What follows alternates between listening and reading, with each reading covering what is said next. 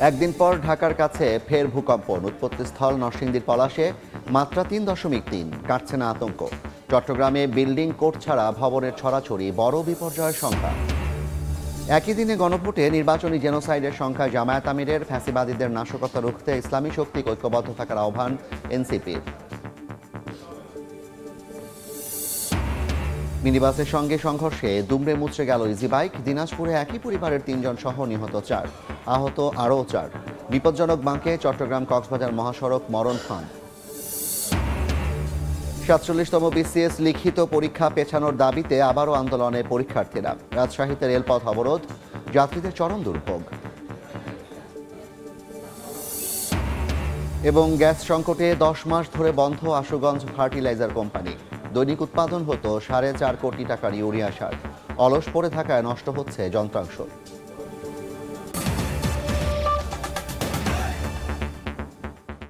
বাংলা সময়ের সঙ্গে আছি আমি জাফর সাদিক।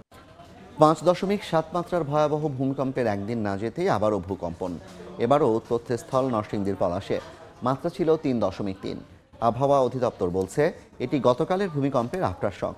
100 বছরের মধ্যে এই অঞ্চলে বড় ভূমিকম্প না হওয়ায় ঝুঁকি দেখছেন গবেষকরা। 5.7 মাত্রার ভয়াবহ ভূমিকম্পের আতঙ্ক কাটতে না কাটতেই আবারও ভূকম্পন, এবারও উৎপত্তিস্থল নরসিংদীতে। শনিবার সকাল 10:36 হঠাৎই কেঁপে ওঠে পুরো এলাকা। ঘর থেকে বেরিয়ে আসেন অনেকে। মাত্রা কম হওয়ায় কোনো ক্ষয়ক্ষতি না হলেও পরপর 2 দিন ভূকম্পনে আতঙ্কিত বাসিন্দারা। বিষয়টি নিশ্চিত করে আবহাওয়া অধিদপ্তর জানায়, নরসিংদীর পলাশে মৃদু এই ভূমিকম্পের মাত্রা ছিল 3.3। এটি শুক্রবারের ভূমিকম্পের আফটারশক। 100 বছরের মধ্যে এ অঞ্চলে বড় ভূমিকম্প না হওয়ায় ঝুঁকি দেখছেন গবেষকরা। 10:36 আবার একটা ভূমিকম্প হয়েছে, যেটার ম্যাগনিটিউড 3.3। গত 100 বছরে কিন্তু কোনো বড় ভূমিকম্প হয়নি। 100 বছর বা 100 বছর ধরে ভূমিকম্প একটা নির্দিষ্ট টাইমের পরে আবার সে জায়গায় হয়, এটাকে ভূমিকম্পের রিপিট টাইম বলা হয়। সেটা যদি আমরা বিচার করি, সেক্ষেত্রেও কিন্তু একটা বড় ভূমিকম্পের ঝুঁকি এই অঞ্চলে রয়ে গেছে। এর আগে শুক্রবার সকাল 10:38 নরসিংদীর মাধবদীতে 5.7 মাত্রার ভূমিকম্পে কেঁপে ওঠে সারা দেশ। এতে 10 জনের প্রাণহানি ও কয়েকশো মানুষ আহত হন। রাজধানী সহ দেশের বিভিন্ন স্থানে বহু ভবন হেলে পড়ার পাশাপাশি ফাটলও ধরে। মনিরুজ্জামান প্রান্ত, সময় সংবাদ। শুক্রবারের ভূমিকম্পে রাজধানীর পুরান ঢাকায় নিহত 3 জন এবং উৎপত্তিস্থল নরসিংদীতে প্রাণ হারানো 2 জনকে গ্রামের বাড়িতে দাফন করা হয়েছে। এমন মৃত্যুতে শোকে স্তব্ধ নিহতদের স্বজন ও প্রতিবেশীরা। চিকিৎসক হওয়ার স্বপ্ন নিভে গেল নিমিষেই। রাজধানীর পুরান ঢাকায় ভূমিকম্পে মাথায় রেলিং চাপায় প্রাণ হারান স্যার সলিমুল্লাহ মেডিকেল কলেজের শিক্ষার্থী রাফিউল ইসলাম।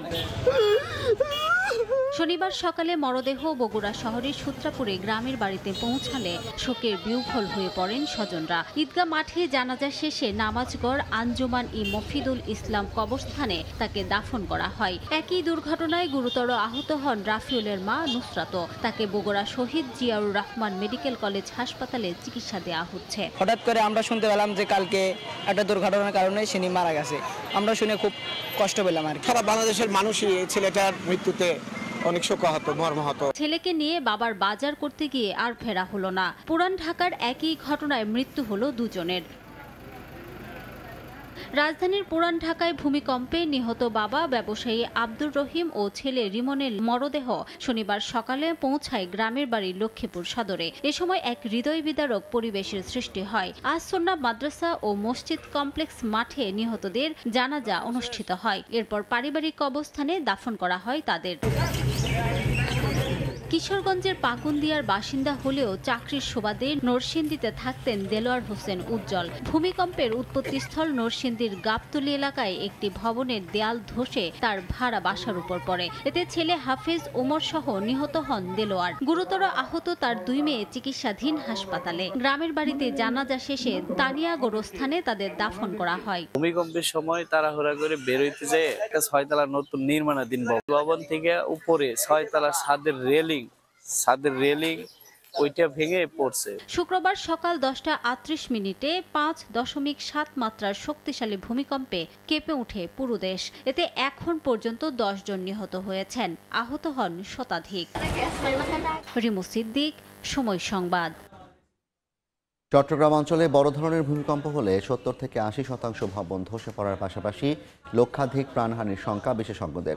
বিশেষ করে বার্মিজ ইন্ডিয়ান, বাংলাদেশ ইন্ডিয়ান এবং ইউরোনেশিয়ান টেকটনিক প্লেটের খুব কাছে হওয়া এখানে যেমন ভূমিকম্পের সংখ্যা বাড়িয়ে তুলছে, তেমনি বিল্ডিং কোড না মেনে ইচ্ছে মতো বহুতল ভবন নির্মাণ করায় ৬০ বর্গমাইলের পুরো নগরী পড়েছে ঝুঁকির মধ্যে। নুরজামাল আতিকের ক্যামেরায় বিস্তারিত জানাচ্ছেন কমল দে।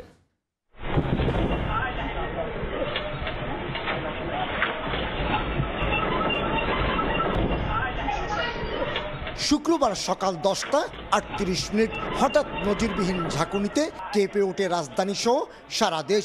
অনুভূত হয় শক্তিশালী ভূমিকম্প। বিশেষজ্ঞদের মতে বাংলাদেশকে ঘিরে থাকা বাংলাদেশ ইন্ডিয়ান, বার্মিজ ইন্ডিয়ান এবং বাংলাদেশ মিয়ানমার টেকটনিক প্লেট দীর্ঘদিন ধরে খুবই গতিশীল রয়েছে। এর বাইরে আরও একটি মাইনর টেকটনিক প্লেটের সুপ্ত অবস্থান রয়েছে চট্টগ্রাম নগরীর ভূগর্ভে। এই তিনটি টেকটনিক প্লেটের মুভমেন্টের কারণে 2021 সাল থেকে এ পর্যন্ত 212 বার ভূকম্পন অনুভূত হয়েছে।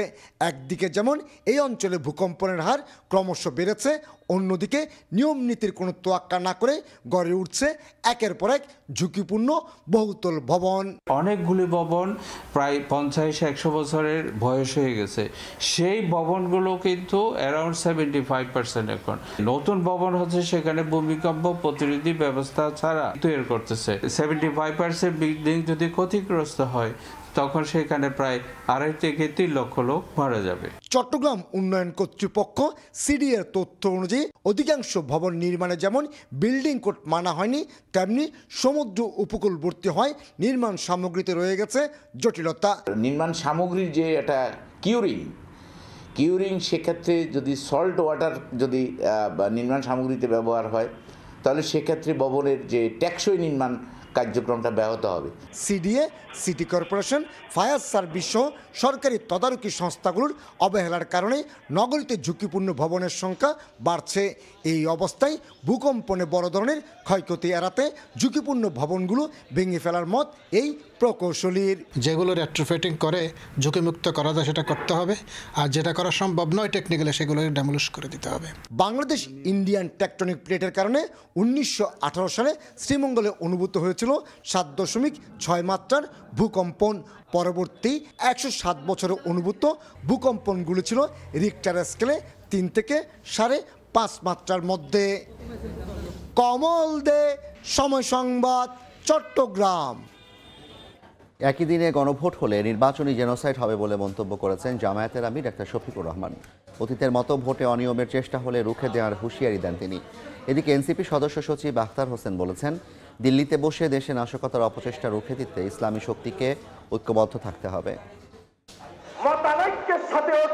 ঝালকাঠি নেসারাবাদ মাদ্রাসা কমপ্লেক্স মাঠে হিজবুল্লাহ জমিয়াতুল মুসলিহিনের জাতীয় প্রতিনিধি সম্মেলনে যোগ দেন দেশবরেণ্য আলেম ওলামা সহ বিভিন্ন রাজনৈতিক দলের নেতারা। সম্মেলনে ইসলামের ইতিহাস, ঐতিহ্য, মর্যাদা নিয়ে আলোচনা হয়। উঠে আসে 15 বছরে আওয়ামী লীগের নিপীড়ন ও নির্যাতনের প্রসঙ্গ। ইসলাম ও দেশ রক্ষায় আগামীর জাতীয় নির্বাচনে সবাইকে ঐক্যবদ্ধ থাকার আহ্বান জানানো হয়। আজকে বাংলাদেশে বসে আজকে বিদেশের দাবিদারি করছে। আমরা আজকে দেখেছি স্বাধীন হওয়ার পরেও আমরা পরাধীনতার গিরগিরের মধ্যে আবদ্ধ ছিলাম। সমাবেশে এনসিপি সদস্য সচিব আখতার হোসেন বলেন, দেশে নাশকতার পরিকল্পনা করছে দিল্লির ফ্যাসিবাদী শক্তি। তাদের রুখতে ইসলামী শক্তিকে ঐক্যবদ্ধ থাকার আহ্বান জানান তিনি। আর অতীতের মতো ভোটে ইঞ্জিনিয়ারিং কিংবা কেন্দ্র দখল হলে কঠোর জবাব দেওয়ার হুঁশিয়ারি দেন জামায়াতে ইসলামীর আমির। বাংলাদেশের মানুষ শুধুমাত্র হাসিনার ফ্যাসিবাদকে তাড়ায় নাই, বরং এই ফ্যাসিবাদের গোড়া যে দিল্লিতে থাকা ফ্যাসিবাদের গোড়াকে উপড়ে ফেলেছিল বাংলার জনতা। এই নির্বাচনে অতীতের মতো কোনো ইঞ্জিনিয়ারিং, কোনো মেকানিজম অথবা ভোট কেড়ে নেওয়ার কোনো পায়তারা চালানো হলে আমি আপনাদেরকে বলবো আপনারা বুলেট হয়ে গর্জন করবেন। এদিকে চট্টগ্রামের আকবর শাহ এলাকায় একটি মাদ্রাসার মাহফিলে যোগ দিতে হেলিকপ্টার যোগে নগরীর প্যারেড মাঠে নামেন জামায়াতের আমির। একই দিনে নির্বাচন ও গণভোট হলে তা হবে নির্বাচনের জেনোসাইড বলে মন্তব্য করেন তিনি। আমরা আগেই বলেছি নির্বাচনের দিন গণভোট হলে নির্বাচনের জেনোসাইড হওয়ার সম্ভাবনা। জাতীয় কল্যাণে দুর্নীতিবাজদের শিকড় উপড়ে ফেলতে সবাইকে ঐক্যবদ্ধ থাকারও আহ্বান জানান জামায়াতের এই শীর্ষ নেতা। অপূর্ব অপু, সময় সংবাদ। চট্টগ্রাম কক্সবাজার মহাসড়কে থামছে না মৃত্যুর মিছিল, পরিচিতি পাচ্ছে মৃত্যুর করিডোর হিসেবে। চলতি বছরে এ মহাসড়কে 155টি দুর্ঘটনায় প্রাণ হারিয়েছেন 150 জন, আহত হয়েছেন 351 জন। এসব দুর্ঘটনার পেছনে অপ্রশস্ত সড়ক, বিপজ্জনক বাঁক, বেপরোয়া গতি, লবণাক্ততার কারণে পিচ্ছিল সড়ক, অবৈধ যানবাহন চলাচল ও অতিরিক্ত যানবাহনের চাপকে দায়ী করছেন সংশ্লিষ্টরা। মোহাম্মদ ফরাজের ক্যামেরায় বিস্তারিত জানাচ্ছেন সুজাউদ্দিন রুবেল। জীবনের জয়গান আর পর্যটনের হাতছানি যেখানে সেখানে লুকিয়ে আছে এক মৃত্যুফাঁদ। চট্টগ্রাম কক্সবাজার মহাসড়ক, যা এখন অনেকের কাছে মৃত্যুর করিডোর। প্রতিদিনই এই মহাসড়কে ঝরছে প্রাণ, নিঃস্ব হচ্ছে অসংখ্য পরিবার। এই মহাসড়কের ধারণ ক্ষমতা পেরিয়েছে বহু আগে। অপ্রশস্ত সড়ক, নেই কোনো সড়ক বিভাজক, যার ফলে সামান্য অসাবধানতায় ঘটছে মুখোমুখি সংঘর্ষ। আরেকটি বড় কারণ লবণাক্ততা। লবণবাহী ট্রাক থেকে পানি পড়ে সড়ককে করে তোলে পিচ্ছিল। এছাড়া বেপরোয়া গতি আর অদক্ষ চালকদের অসুস্থ প্রতিযোগিতা তো আছেই। সড়ক ও জনপথ অধিদপ্তরের হিসেবে এই পথে ঝুঁকিপূর্ণ বাঁক রয়েছে অনেক বেশি। এছাড়াও অনুমোদন না থাকলেও এই মহাসড়কে চলাচল করে অনেক ফিটনেসবিহীন যান ও নিষিদ্ধ ব্যাটারি চালিত ইজিবাইক, সিএনজি চালিত অটোরিকশা। লবণের পানি আর 3 চাকার গাড়িগুলো বেশি যাতায়াত করে, মেইন হাইওয়েতে উঠে যায়, যার কারণে দুর্ঘটনাটা বেশি হয়। ঘুম থেকে উঠে শুনি যে 2-3টা অ্যাক্সিডেন্ট হচ্ছে, আর বৃষ্টি দিলে তো এখানে অ্যাক্সিডেন্টের মাত্রাও বেড়ে যাচ্ছে। যতদিন পর্যন্ত 6 লেনের রাস্তা হবে না, এতদিন পর্যন্ত অ্যাক্সিডেন্ট হতে থাকবে। হাইওয়ে পুলিশ বলছে, বেপরোয়া গতির যানবাহন ও অবৈধ যানবাহনের বিরুদ্ধে ব্যবস্থা নেওয়া হচ্ছে। তবে এই মহাসড়ক 4 লেন কিংবা 6 লেন উন্নীত করা ছাড়া বিকল্প নেই মনে করে বিআরটিএ কর্তৃপক্ষ। রাস্তার যে কন্ডিশন সেই তুলনায় এখানে গাড়ির চাপটা বেশি।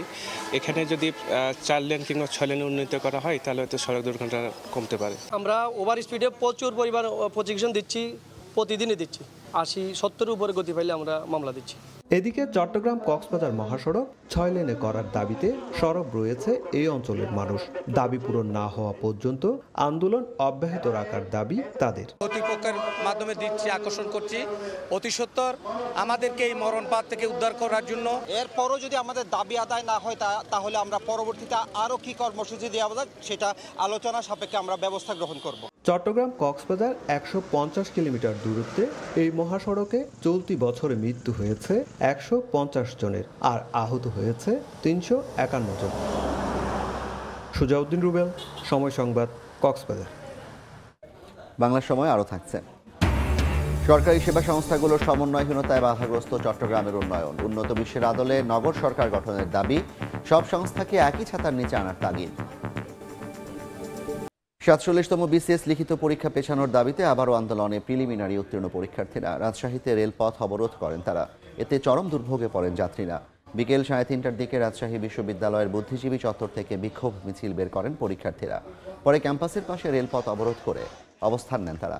পরীক্ষার্থীরা জানান, আগামী 27 নভেম্বর 47তম বিসিএস লিখিত পরীক্ষার নির্ধারিত তারিখ অত্যন্ত অল্প সময়ের নোটিশে ঘোষণা করা হয়েছে।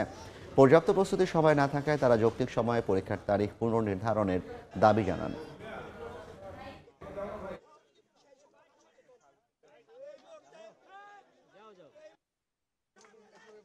আমাদের একটাই দাবি, জাস্ট একটা নির্দিষ্ট যৌক্তিক সময় আমাদের নির্ধারণ করে দিক, আমরা ওইটা মেনে আমরা পরীক্ষার হলে জাস্ট প্রিপারেশন নিয়ে যেন আমরা বসতে পারি। সব রাজনৈতিক মহল থেকে আমাদের সাথে সংহতি জানানো হলো, পিএসসির এখন পর্যন্ত কোনো টনক নড়েনি। ভাইরা যখন শান্তিপূর্ণ আন্দোলন করতেছিল তখন তারা পুলিশ দিয়ে একটা আঘাত করা হয়েছে। যতদিন না পর্যন্ত স্থগিত করছেন পরীক্ষা, আমাদের কর্মসূচি, আমাদের আন্দোলন ততদিন পর্যন্ত চলবে।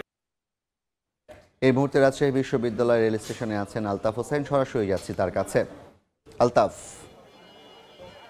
বিকেল 3:30টার পর থেকে অর্থাৎ এখন পর্যন্ত প্রায় 4 ঘন্টা অতিবাহিত হলো, এখন পর্যন্ত কিন্তু রাজশাহীতে রেলপথ অবরোধ করে বিসিএস পরীক্ষার্থীরা, লিখিত পরীক্ষার্থীরা তারা কিন্তু একদমই রেলপথে বসে পড়েছে তারা। এবং এতে যেটি হয়েছে যে রাজশাহী থেকে সারা দেশে রেল চলাচল বন্ধ রয়েছে এবং এতে আমরা যেটি খবর পেয়েছি যে যাত্রীদের চরম দুর্ভোগ পোহাতে হচ্ছে ট্রেন চলাচল বন্ধ থাকায়।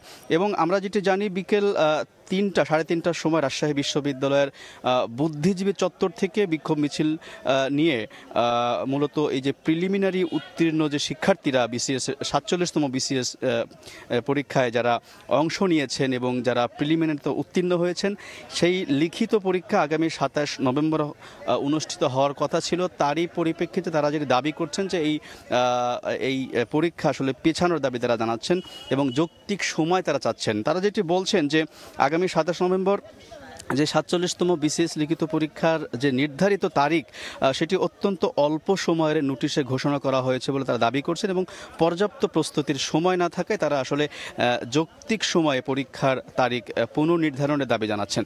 এবং আমরা জানি যে বিকেল 5টার পরও যে ট্রেনটি যাওয়ার কথা ছিল রাজশাহী থেকে পদ্মা যে ট্রেনটি রাজশাহী থেকে ছেড়ে যাওয়ার কথা ছিল ঢাকাগামী যে ট্রেনটি, সেটি কিন্তু বন্ধ হয়েছে। একই সঙ্গে লোকাল বেশ কয়েকটি ট্রেন কিন্তু আমরা এখন পর্যন্ত বন্ধ দেখেছি, অর্থাৎ ট্রেন চলাচল বন্ধ রয়েছে, ফলে যাত্রীদের দুর্ভোগ আমরা দেখছি। এবং তারা যেটি বলছেন যে তাদের দাবি মেনে নেওয়া না হলে তারা কিন্তু এই রেলপথ অবরোধ ছাড়বে না এবং তারা বলছেন যে তারা এই দাবি আদায় করেই কেবল তারা ঘরে ফিরবেন। এবং তাদের অভিযোগ মূলত যে বিভিন্ন সময়ে লিখিত পরীক্ষার সময় যে পরিবর্তনের যে দাবি জানানো হয়েছে বিভিন্ন সময়, বিশেষ করে তারা বিভিন্ন ছাত্র সংগঠনের নাম উল্লেখ করে, ছাত্র শিবির, ছাত্র দলের কথা উল্লেখ করে তারা বলছেন যে তাদের পক্ষ থেকেও কিন্তু দাবি জানানো হয়েছে, স্মারকলিপি প্রদান করা হয়েছে পিএসসিকে, তারপরেও পরীক্ষা না পেছানোর ফলে তারা কিন্তু আসলে বাধ্য হয়ে রেলপথ অবরোধ করতে এসেছেন। তো এই ছিল রাজশাহী বিশ্ববিদ্যালয় সংলগ্ন রেল স্টেশনের রেলপথ অবরোধের সর্বশেষ খবর। সরাসরি যুক্ত ছিলাম রাজশাহী বিশ্ববিদ্যালয় থেকে। গ্যাস সংকটে 10 মাস ধরে বন্ধ দেশের অন্যতম বৃহৎ ইউরিয়া সার উৎপাদনকারী প্রতিষ্ঠান Ashuganj fertiliser and chemical company. এতে নষ্ট হচ্ছে কারখানাটির মূল্যবান যন্ত্রাংশ। দৈনিক অন্তত 4.5 কোটি টাকার মূল্যের 1200 মেট্রিক টন সার উৎপাদন বন্ধ রয়েছে। কারখানাটি চালু করতে অন্তত 40 MMCF গ্যাস প্রয়োজন। হৃদয় পালের ক্যামেরায় উজ্জ্বল চক্রবর্তীর রিপোর্ট। দেশের উত্তর পূর্বাঞ্চলের অন্যতম বৃহৎ সার কারখানা মেঘনার তীরবর্তী ব্রাহ্মণবাড়িয়ার Ashuganj fertiliser and chemical company limited. এই কারখানা থেকে কৃষকদের চাহিদা অনুযায়ী 8 জেলায় ইউরিয়া সার সরবরাহ করা হয়, কিন্তু গ্যাস সংকটের কারণে গত 1 মার্চ থেকে সার উৎপাদন বন্ধ রয়েছে। ব্রাহ্মণবাড়িয়া, চাঁদপুর, কিশোরগঞ্জ, নেত্রকোনা, হবিগঞ্জ, মৌলভীবাজার, সিলেট ও সুনামগঞ্জ জেলায় সার সরবরাহ বন্ধ রয়েছে। তবে ভরা মৌসুমে কৃষকদের চাহিদা বিবেচনায় নরসিংদীর ঘোড়াশাল ও চট্টগ্রামের কর্ণফুলী ফার্টিলাইজার কোম্পানি লিমিটেড থেকে 40,000 টাকা প্রতি টনের স্থলে 70 থেকে 80,000 টাকা মূল্যে সার কিনছে সরকার। এরপর কৃষকদের মাঝে ভর্তুকির মাধ্যমে বিতরণ করা হচ্ছে।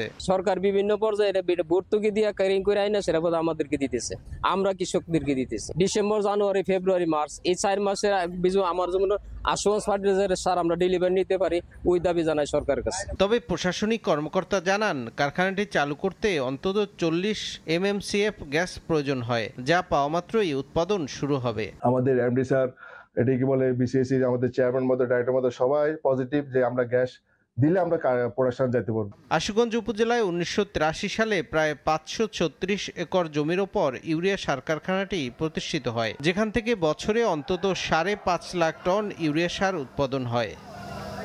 সময় সংবাদ, ব্রাহ্মণবাড়িয়া। বাংলার সময় আরও থাকছেন। 4 বছরেও শেষ হয়নি বান্দরবানের থানচি পানি সরবরাহ প্রকল্প। বিশুদ্ধ পানির তীব্র সংকটে দুর্গম এলাকার বাসিন্দারা। ভূমি অধিগ্রহণ জটিলতার অজুহাত কর্তৃপক্ষের। সরকারি সেবা সংস্থাগুলোর সমন্বয়হীনতায় বাধাগ্রস্ত চট্টগ্রাম নগরীর উন্নয়ন কর্মকাণ্ড। উন্নত বিশ্বের শহরের আদলে নগর সরকার গঠনের উদ্যোগ নেওয়ার দাবি উঠেছে। নগরবিদরা বলছেন, মেয়রের নেতৃত্বে সব সংস্থাকে একই ছাতার নিচে আনলে কেটে যাবে জটিলতা, বাড়বে কাজের গতি। এদিকে তারেক রহমানকে নগর সরকারের প্রস্তাবনা দিয়ে রেখেছেন মেয়র ডাক্তার শাহাদাত হোসেন। ক্ষমতায় গেলে যা বাস্তবায়নের আশ্বাস তার। আশরাফুল আলম মামুনের ক্যামেরায় শফিকুল আলমের প্রতিবেদন। প্রকৃতির অপরূপ সৌন্দর্যে ঘেরা ৬০ বর্গমাইলের বন্দরনগরী চট্টগ্রাম, অথচ ৮টির বেশি সেবাদানকারী সংস্থা থাকলেও সমন্বয়হীনতা ও জবাবদিহিতার অভাবে প্রকৃত নগর সেবা থেকে বঞ্চিত ৭০ লাখ নগরবাসী। সড়ক সংস্কারের কাজ শেষ হওয়া মাত্রই অপরিকল্পিত ওয়াসার খোঁড়াখুড়িতে বাড়ে জনভোগান্তি। নানা সড়ক, নালা ও খাল নিয়ে সিডিএ ও সিটি কর্পোরেশনের রশি টানাটানিতে পুরোপুরি দূর করা যাচ্ছে না জলাবদ্ধতাও। যেখানে সেখানে বিদ্যুতের লাইন। ওয়াসা, সিটি কর্পোরেশন, সিডিএ, বিদ্যুৎ ও বন্দর সহ নানা সরকারি সংস্থার মধ্যে নেই সমন্বয়। এতে দুর্ভোগের পাশাপাশি ব্যাহত নগরীর উন্নয়ন। সব সংস্থা যদি একসাথে কাজ করতে পারে এবং সেটা যদি সিটি কর্পোরেশনের অধীনে হয়, তাহলে পরে কাজের মধ্যে ধীরগতিটা আসে না এবং কাজটা খুব ডিসিপ্লিন রহিত হয়। যে উদ্দেশ্যে আমরা করছি সেই উদ্দেশ্যেই সেটা দ্রুত সফল হয়। বাজেটের যে প্রবলেম হচ্ছে অনেক ক্ষেত্রে, সেক্ষেত্রে অনেক সময় আমরা নগর সরকারের মাধ্যমে এটা প্রণীত করে আমরা সেটা কাজ করতে পারি। জলাবদ্ধতা, ফ্লাইওভার, এলিভেটেড এক্সপ্রেসওয়ে সহ নানা মেগা প্রকল্প করে এক সংস্থা, কিন্তু রক্ষণাবেক্ষণের দায়িত্ব অপর সংস্থার হাতে। ফলে জলাবদ্ধতা সৃষ্টি হয় ফ্লাইওভারের উপরেই। নাটবল্টু ও লাইট খুলে নেওয়া সহ সঠিক তদারকির অভাবে অকার্যকর হয়ে পড়ে মেগা প্রকল্পগুলো। নগরবিদরা বলছেন, রাজনৈতিক টানাপোড়েন, ক্ষমতা বিকেন্দ্রীকরণ, সিদ্ধান্ত গ্রহণ, বরাদ্দ সহ নানা জটিলতার সমাধানে প্রয়োজন উন্নত বিশ্বের আদলে সব সংস্থাকে নিয়ে মেয়রের নেতৃত্বে নগর সরকার। সবগুলো যদি একটা আমব্রেলার নিচে আসে, একটা ছাতার নিচে, এবং জনগণের প্রতিনিধি যদি জনগণের চাহিদা মোতাবেক পরিকল্পনা করে এবং যখন জনগণের কাছে যেখানে দরকার, মেয়র, বিভিন্ন সিভিল সোসাইটি, বিভিন্ন সরকারি কর্মকর্তা, বিভিন্ন দাপ্তরিক কর্মকর্তা, কাউন্সিলর সবাইকে নিয়ে প্রত্যেকটা কাজ করার জন্য মেয়র আলাদা আলাদা কমিটিও করবেন।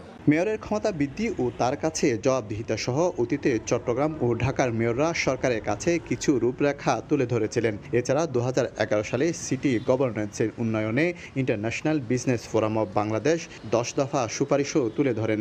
জায়কার মতো দাতা সংস্থাগুলোও অর্থ বরাদ্দে শর্ত দিয়ে থাকে সংস্থাগুলোর মধ্যে সমন্বয়ের। প্রশাসনে যে কাজগুলোকে একটা জায়গায় সমন্বয় করে করা হতো, তাহলে আমরা হয়তো অনেক বেশি উপকৃত হতাম এবং এই শহরের চেহারা হতো অনেক আমরা বদলাতে পারতাম। যে সমস্যাগুলো আমরা এখন, সেটা মশা বলেন, সেটা জলাবদ্ধতা বলেন, সেটা বিভিন্ন রকম হকার বলেন, অথবা বিভিন্ন গাড়ি বলেন, রাস্তা ফুটপাত দখল বলেন, হ্যাঁ, সবগুলো আমরা মনে করি যে সমন্বয় থাকলে সে কাজগুলো করা অনেক সহজ হতো। ভারতের দিল্লি, যুক্তরাষ্ট্রের নিউ ইয়র্ক ও জাপানের টোকিও সহ উন্নত বিশ্বের অন্তত 50টির বেশি দেশে মেয়রের নেতৃত্বে আছে নগর সরকার। সেবাদানকারী সংস্থাগুলোর মধ্যে সমন্বয়হীনতা ও অভিভাবকত্বহীনতার কারণে ব্যাহত হচ্ছে এই নগরীর উন্নয়ন কর্মকাণ্ড। নগরবিদরা বলছেন, এই সুন্দর নগরীর শৃঙ্খলা ফেরাতে নগর সরকারের কোনো বিকল্প নাই। শফিকুল আলম, সময় সংবাদ, চট্টগ্রাম। 4 বছরেও শেষ হয়নি বান্দরবানের থানচি উপজেলায় জনস্বাস্থ্য প্রকৌশল অধিদপ্তরের নিরাপদ পানি সরবরাহ প্রকল্পের কাজ। এতে বিশুদ্ধ পানির তীব্র সংকটে ভুগছে দুর্গম এলাকার বাসিন্দারা।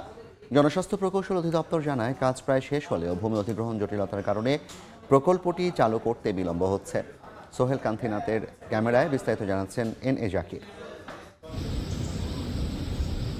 নদী থেকে পানি তুলে সংরক্ষণের জন্য নির্মিত হয়েছে ট্রিটমেন্ট প্লান্ট। চলছে পাইপলাইন টানা ও গৃহ সংযোগের কাজ। 2022 সালে বান্দরবানের থানচি উপজেলায় বিশুদ্ধ পানির সংকট নিরসনে 8 কোটি টাকা ব্যয়ে নিরাপদ পানি সরবরাহ প্রকল্পের কাজ শুরু করে জনস্বাস্থ্য প্রকৌশল অধিদপ্তর। 2024 সালে কাজ শেষ হওয়ার কথা থাকলেও 4 বছরেও চালু করা সম্ভব হয়নি প্রকল্পটি।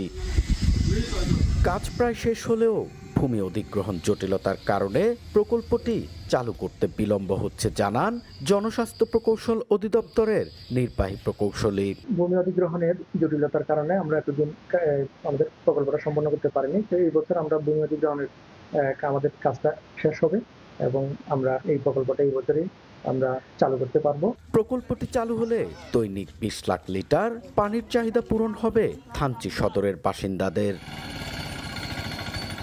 NA জাকির, সময় সংবাদ, বান্দরবান।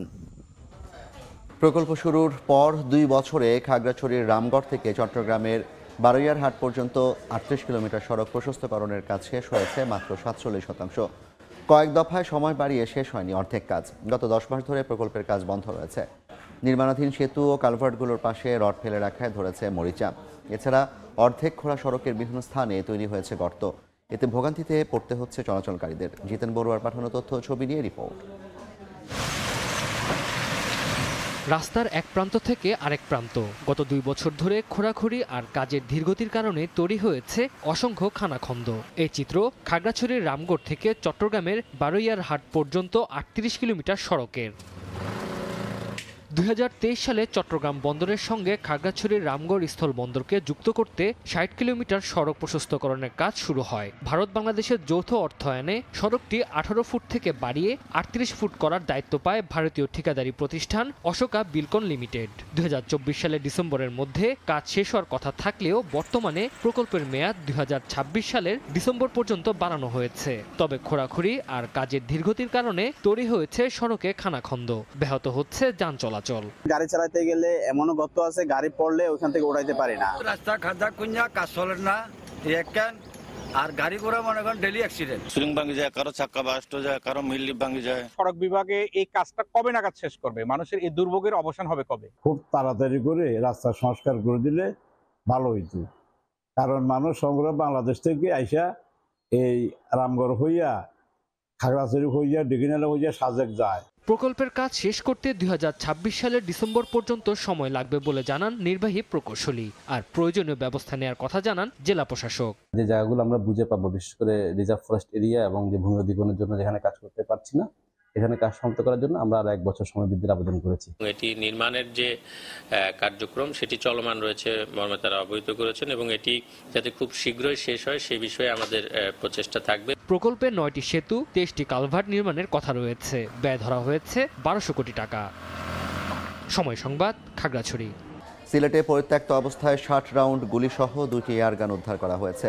ভোররাতে গোলাপগঞ্জ রণকেলি নুরুপাড়া এলাকায় অভিযান চালায় র্যাব। এ সময় বসতবাড়ির ঝোপঝাড় থেকে ৬০ রাউন্ড গুলিসহ পরিত্যক্ত ২টি বিদেশি এয়ারগান উদ্ধার করা হয়। এর আগে গেল বছরের ৫ আগস্টের পর থেকে সিলেট বিভাগ ও ব্রাহ্মণবাড়িয়া থেকে এ পর্যন্ত ২৫টি দেশি বিদেশি আগ্নেয়াস্ত্র, ১০০ রাউন্ড গুলি, ৪টি ম্যাগাজিন, ৩,৩৫৫ গ্রাম বিস্ফোরক এবং ১৮টি ডেটোনেটর উদ্ধার করা হয় বলে জানায় র্যাব। বাউল আব্দুল সরকারের আটকের প্রতিবাদ ও মুক্তির দাবিতে যশোরে মানববন্ধন অনুষ্ঠিত হয়েছে। দুপুরে জেলা সাংস্কৃতিক সংগঠনগুলোর উদ্যোগে প্রেস ক্লাবের সামনে প্রতিবাদী গান গেয়ে কর্মসূচিতে অংশ নেন বিভিন্ন সাংস্কৃতিক কর্মী, শিক্ষক ও সাধারণ মানুষ। এ সময় বক্তারা বৃহস্পতিবার মানিকগঞ্জ থেকে বাউল আবুল সরকারকে আটকের প্রতিবাদ জানান। মানববন্ধনে শিল্পীদের নিরাপত্তা, ন্যায় বিচার নিশ্চিত করা সহ দ্রুত আবুল সরকারের মুক্তির দাবি জানানো হয়।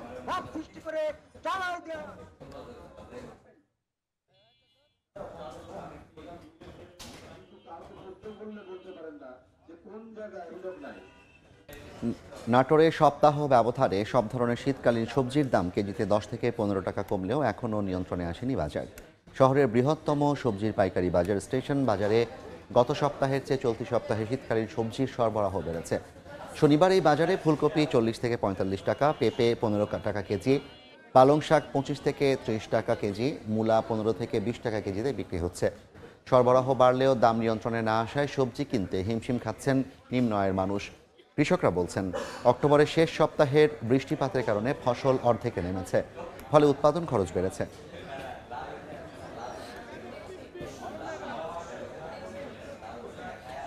বাংলার সময় শীর্ষ সংবাদগুলো জানিয়ে দিচ্ছে আরেকবার। একদিন পর ঢাকার কাছে ফের ভূকম্পন, উৎপত্তিস্থল নরসিংদীর পলাশে মাত্রা ৩.৩, কাটছে না আতঙ্ক। চট্টগ্রামে বিল্ডিং কোড ছাড়া ভবনের ছড়াছড়ি, বড় বিপর্যয়ের শঙ্কা। একই দিনে গণভোটে নির্বাচনী জেনোসাইডের সংখ্যা জামায়াত আমিরের, ফ্যাসিবাদীদের নাশকতা রুখতে ইসলামী শক্তি ঐক্যবদ্ধ থাকার আহ্বান এনসিপির।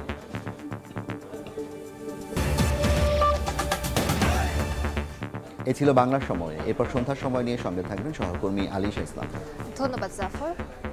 সন্ধ্যার সময় নিয়ে আসছি কিছুক্ষণ পর, সঙ্গে থাকুন সময়।